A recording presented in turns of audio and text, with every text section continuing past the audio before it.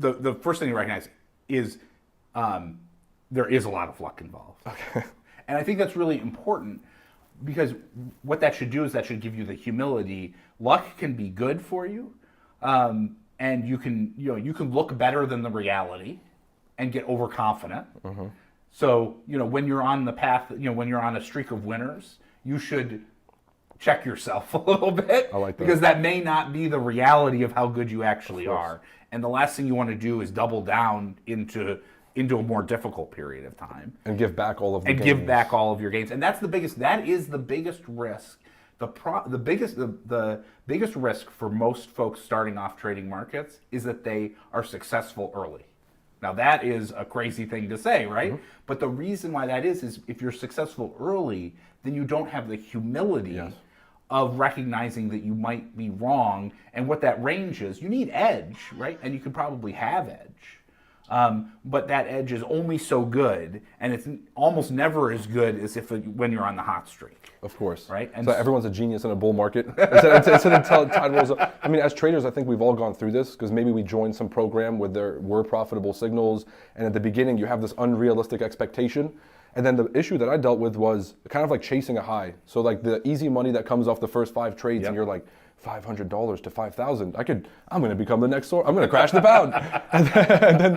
So what I love what you said is that you should humble yourself before the market humbles you. Right. Because it's a lot less painful to self-check rather than the market to give you a reality check, right? That's right. And I think you can always tell a person who's really traded markets for a long time because they have you'll pull up a chart of a market and they'll have the scars. They'll be like, I remember this trade at this time, and I got hammered on it. And for me it was, I was lucky because when I started out, I in the 2000s, I thought I should trade natural gas. And why trade natural gas? Not because I knew anything about it, because it was the most volatile commodity I could trade.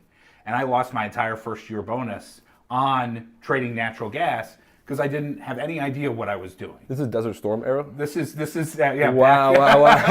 So it's the most volatile period for nat gas. Right, exactly. And that was your first experience. I was like, I should trade natural gas. And you know what happened is I made a bunch of money in the first, few months and then gave it all back and then some through the rest of the year. Yeah. And it was the best money I've ever spent in my life because I said, wow, this is a lot harder. This takes a lot more discipline than just, gambling. Yeah. Right? And that you got to get your mind out of that story. This is not gambling and the high of winning and thinking that you're the most successful person that's out there and you're more skilled than everyone else. Like the most successful asset managers in the world are humbled every day by the asset market. So should you.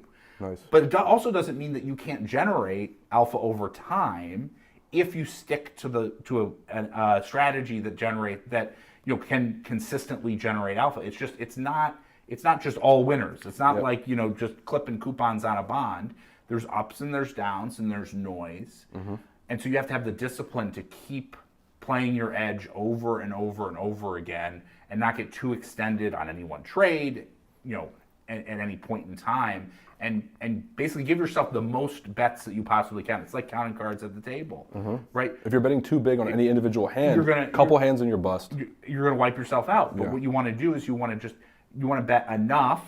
Give yourself a cushion. To give yourself a cushion to be able.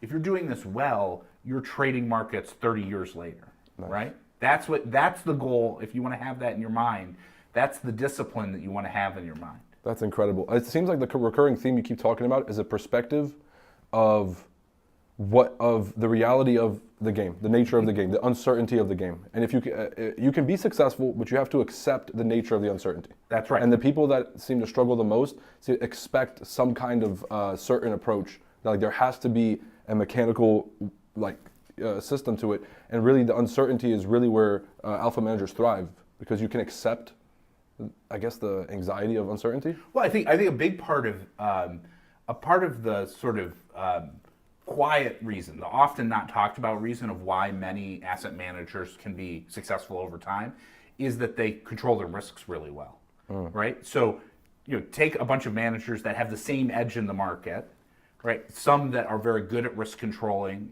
controlling their risk and not taking too much bet on one particular bet, or constraining drawdowns and things like that, and others that get lucky on a roll and then get caught being overconfident. They could all have the same edge, but the one that's going to be the most successful over time is the disciplined, conservative, risk managed player that is going to, that shows up every day. That's what you have to do every single day. Come in and play your edge and play it effectively in a disciplined way.